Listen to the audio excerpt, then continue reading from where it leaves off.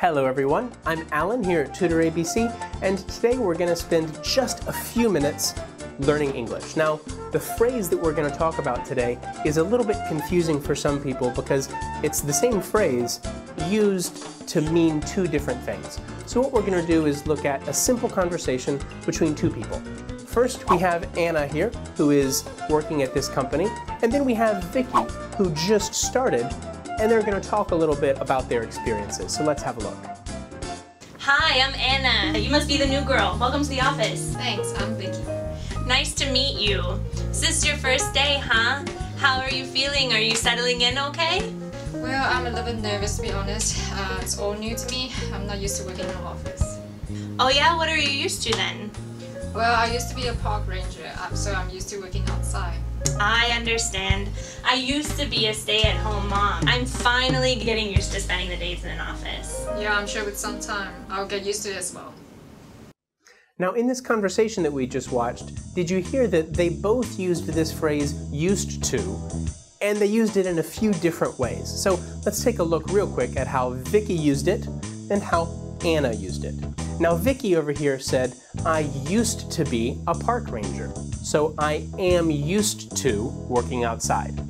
Now, she used the same phrase, but it means two different things. She said, I used to be a park ranger, which means that was her job in the past, but it's not now. So if you say, I used to do something, it means that you don't do it anymore, but you did before.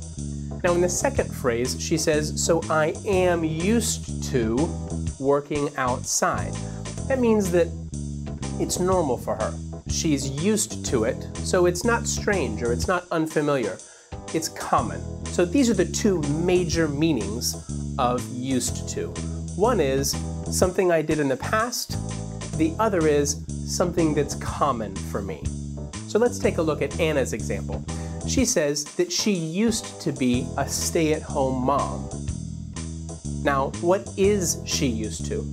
Well, she says that she's getting used to working in an office, which means that it's not familiar for her yet, but it's becoming familiar. So she said, I am still getting used to something. So these are the two different meanings that we can use for used to, these two words. It's a simple phrase. Now, one thing that you'll want to be aware of is that we need to use ing in some places. Like Vicky said, I am used to working outside. So she said, I am used to working outside. If you use I am or he is used to, it means it's common for them. So we have to add ing. I am used to running every morning. But if we talk about something in the past, we don't use ing. I used to be a park ranger, or I used to run every morning. I hope that makes sense. Now, something that you'll want to keep in mind, when we're speaking it's no problem, but sometimes in writing, people will mishear used to as used to, U-S-E-T-O. Now, in both of the cases we talked about earlier, we use U-S-E-D. But there's only one case where we use U-S-E-T-O, and that's when this phrase comes after did or did not. Now, we don't say I didn't worked. We say I didn't work, right? So if you use did, you don't use ed. So here we say I used to do something, but I did not used to.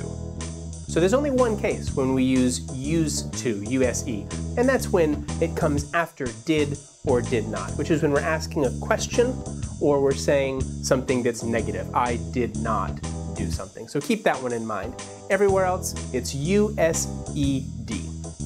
So we hope that that makes things a little bit clearer for you, and that when you need to communicate in English or you hear this phrase, you'll know exactly what it means. Again, I'm Alan, and we'll see you next time at TutorABC. TutorABC.